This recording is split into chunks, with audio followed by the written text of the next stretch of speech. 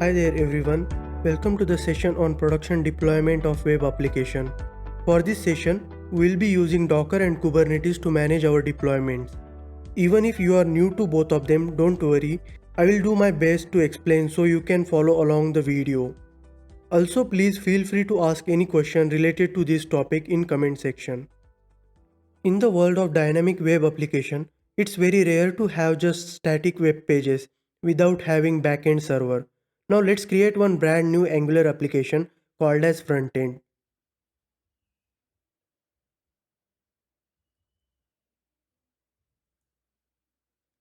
and Spring Boot application called as backend.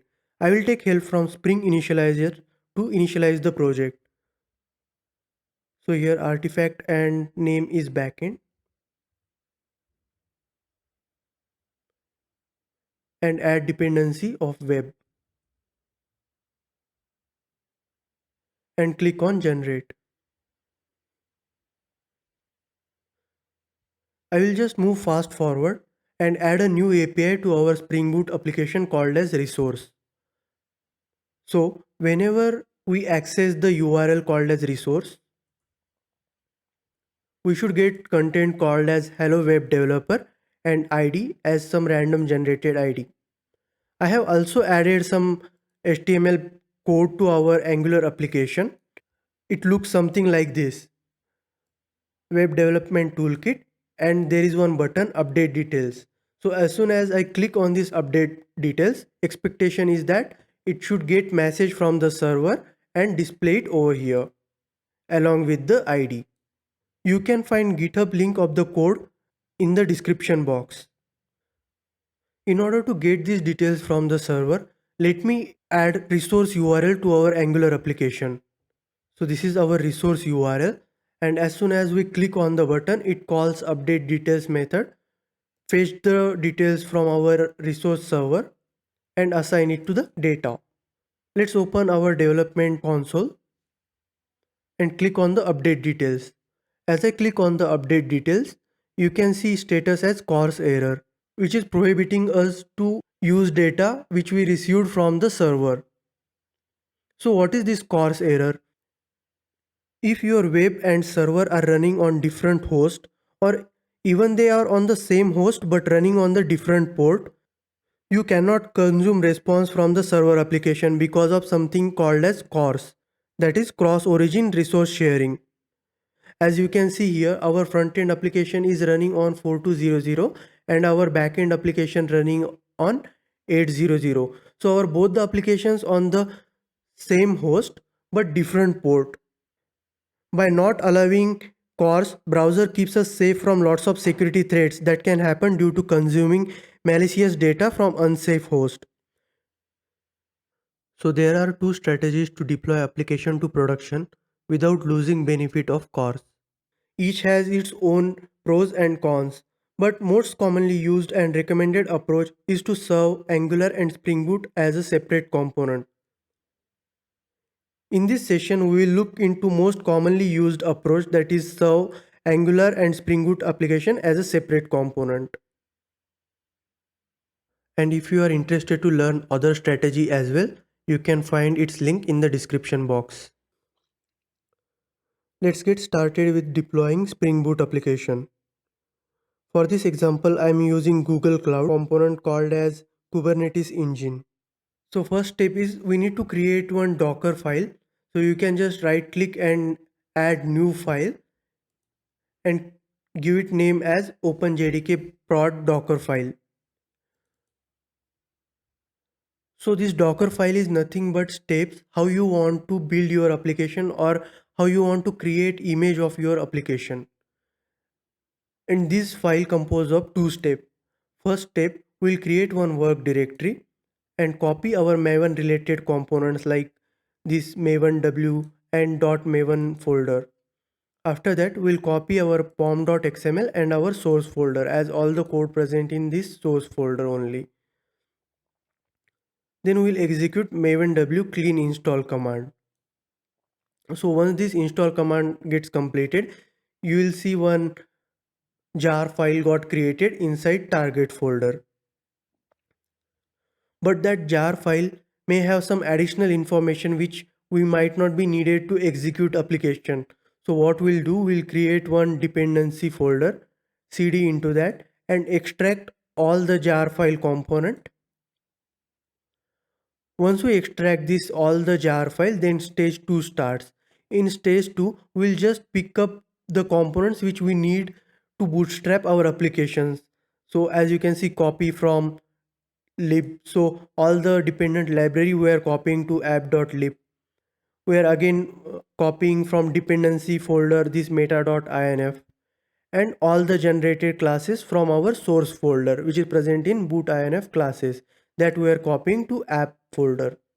So once this copying is done, we are specifying entry point of our application with class path and starting point of the application. In order to create Docker image from Docker file, you need to execute this command. This command is saying Docker build image with name backend, and we are giving path of our Docker file and location. So as you can see, we are in the backend folder, so we are giving current location. And if I click enter, it just creates one Docker file. So if I do Docker image ls, then you can see the backend image got created with tag as latest. Now I want to push this image to my Google Kubernetes engine. For that purpose, I need to tag this image with repository location. So for that purpose, I will execute one more command, docker tag backend latest with this particular name, and hit enter. So after that, if you again do docker image ls, you can see one more copy got created with repository name whatever we have specified and tag as v1. After this, we will be using docker push command to push this image to our repository. So once this docker push got complete, you can see our image is appearing in container repository over here. As this image starts appearing in the container registry, you need to write one more file called as Kubernetes deployment. So just right click and create one new file called as kube deploy YAML. So this will instruct Kubernetes how to deploy our application. So here we are giving name of the application and here container details. So you can see the image location we have provided along with the ports. This file also present in the GitHub code which I have shared, so you can simply copy these details and modify these names and these labels according to your need. So let me execute now this deployment file with command kubectl apply -f kube deploy YML. As you can see, this deployment app backend created. So now if I go to a Google Kubernetes engine and click on the workloads, you can see here backend deployment start appearing. Now we need to create a service in order to access this deployment. There are three types of services supported by Kubernetes.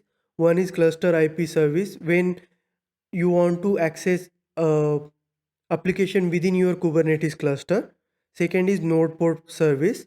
With the help of node port service, you can access application from outside world also. And third one is load balancer. But for this application, we don't want to access our backend server directly from outside the world, because our front end application will be accessing backend. So that's why we will be creating one simple service called as cluster IP service. You need to create one more file in your project called as kube cluster IP service YAML. And this is very simple cluster IP service. You can see here name of the service and this selector information. So this selector information should match with the labels provided over here. So as you can see, we have provided labels called as hello, tier backend and tracks table. So service will check for these two application, and if he found, then he will direct that traffic from node port 80 to target port 8080. We'll deploy this service file using same kubectl command.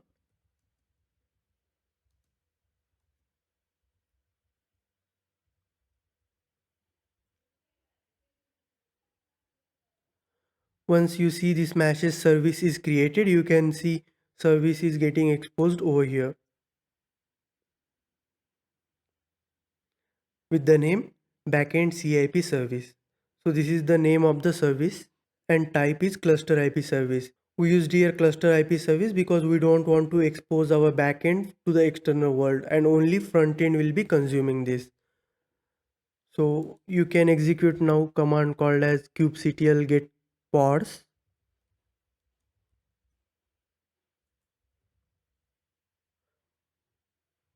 You can see this is the name of our backend pod. We can sh into our backend pod with this command called as kubectl exec-it.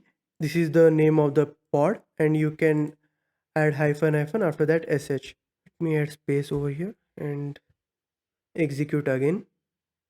We need to install curl command on our pod. So I'll be using this command apk add no cache curl. After you install curl, you can just http to our service. So as you can see, I have used the name of the service backend CIP service. You can get this name from service tab. This is the name of the service. After that, path to our resource API and resource, and if I hit enter, you can see we have received our content and ID. So our service is up and running. Now you can exit from this pod and we will move to our front end code. So if you recall from our earlier discussion, CORS happens if we try to access a resource from different host or different port. Because of that, we'll be removing this host and port information from here. And we'll just keep this API and resource. Now, whenever we are performing this HTTP GET with this resource URL, API and resource, we need to redirect our call to our backend server. For that purpose, we will be using nginx configuration. So in order to do that, first create here nginx folder and in that nginx configuration file. So if I expand this file, this is the important part on that. So I'm saying whenever URL starts with API, then use proxy pass to backend. And what is backend? This backend CIP service, which is nothing but name of our service. So you can just check this service tab within your GKE or just call this kubectl get service.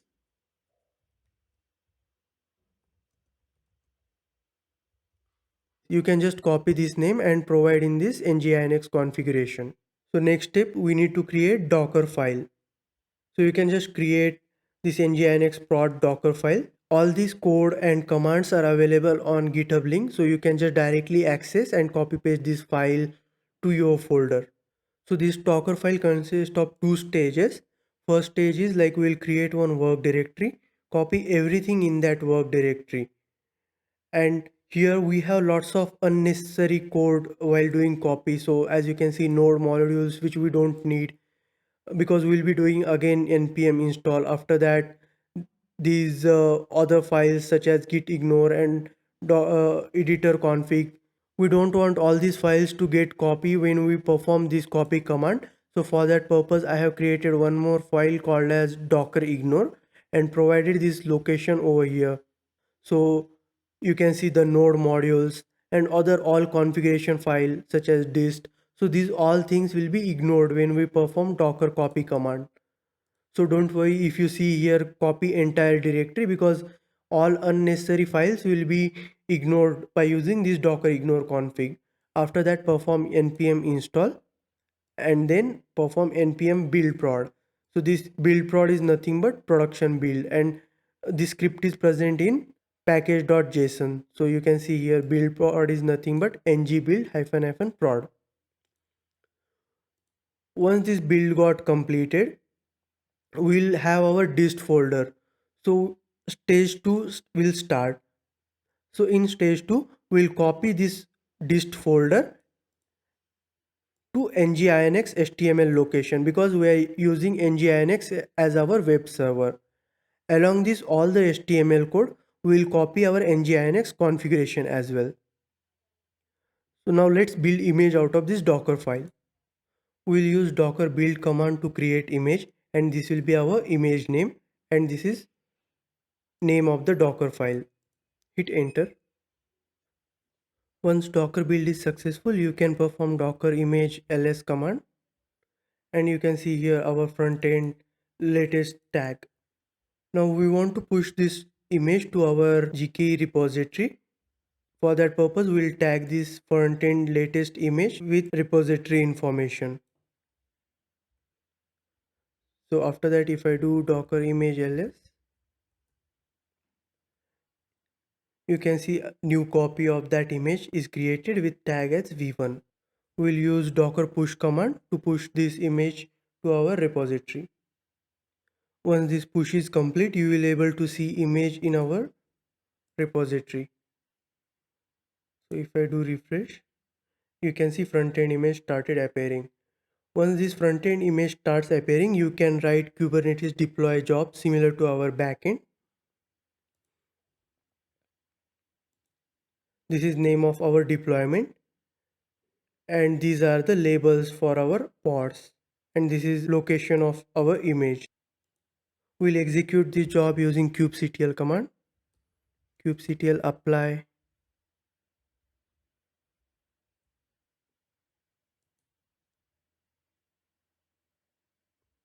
As you can see, front end is created. So now if I access our workloads, then you can see front end is created. Now we want to expose this front end to external world also. So for that purpose, we need to use service of type load balancer. Let's go back to our code, and this is load balancer service. As you can see, type is load balancer and selector is hello front end. So this selector should match with your deploy file. So you can see here labels are hello and front end. So same labels you need to enter over here, and type should be load balancer. Let's execute this service as well. Kubectl apply.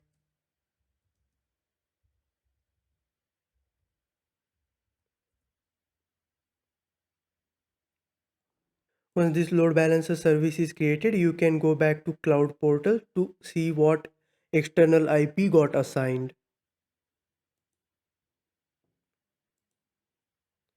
So as you can see here, another service got created, front end load balancer service, and type is external load balancer, and it got one external endpoint also. So once you click on this, you will get redirected to that external address.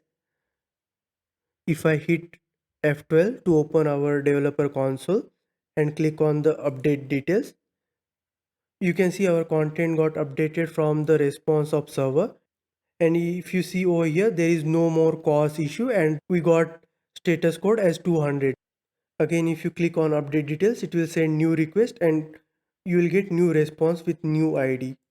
That's how easy it is to avoid cause issue, even if we are managing two separate deployments for our application. One is for backend and another one is for front end. That's all for this tutorial. Thank you for watching, and let me know your feedback in the comment section. Thank you.